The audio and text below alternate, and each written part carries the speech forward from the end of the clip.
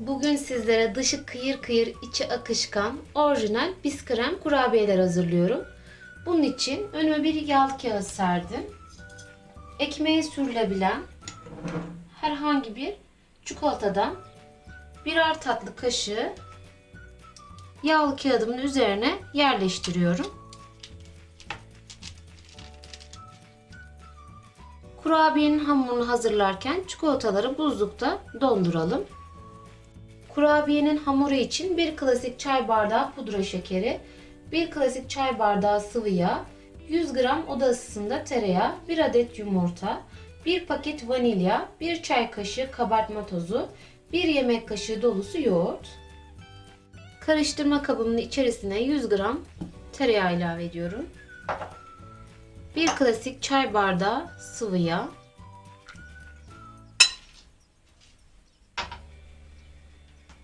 1 adet yumurta,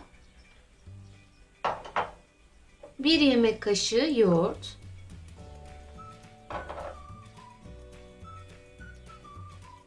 1 çay bardağı pudra şekeri,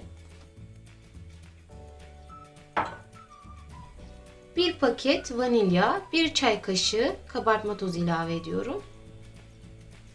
Karışımımı güzelce karıştırıyorum.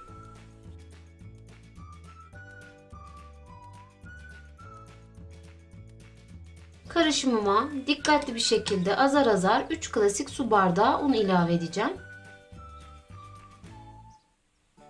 Karıştırmaya devam ediyorum.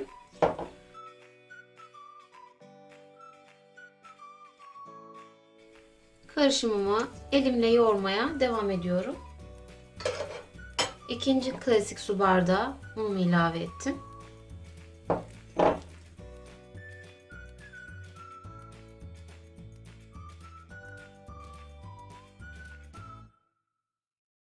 Toplamda 3 klasik su bardağı un ilave etmiştim.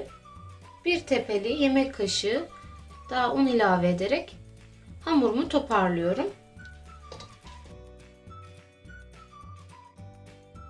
Hamurumu güzelce toparladım.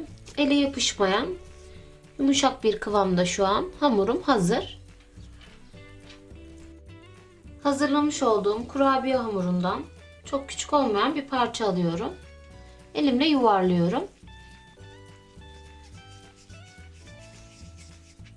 Yuvarladığım hamurumun ortasını açıyorum.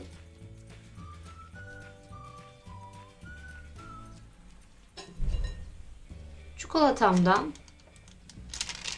dikkatli bir şekilde ortasına yerleştiriyorum.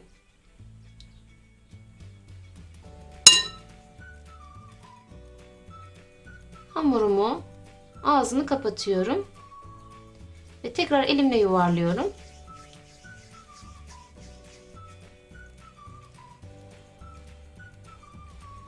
Tüm hamurum bitene kadar bu işlemi devam ettiriyorum.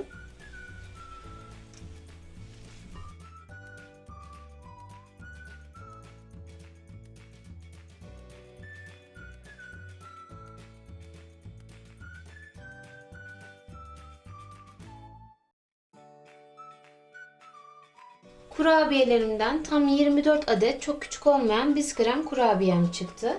Üzerine keskin olmayan bir bıçakla çizikler atıyorum.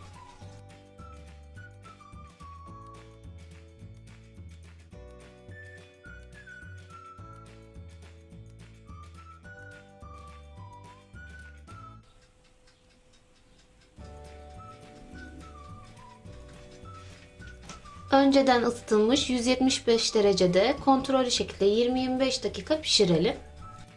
Biz krem kurabiyelerim 175 derecede beyaz kalacak şekilde 20 dakika kontrollü şekilde pişti. Şu an inanılmaz güzel gözüküyor. Aynı zamanda kokuyor. Deneyecek olanlara şimdiden afiyet olsun. Kanalımıza abone olmayı ve videolarımızı beğenmeyi unutmayın. Yeni tarifte görüşmek üzere. Hoşça kalın.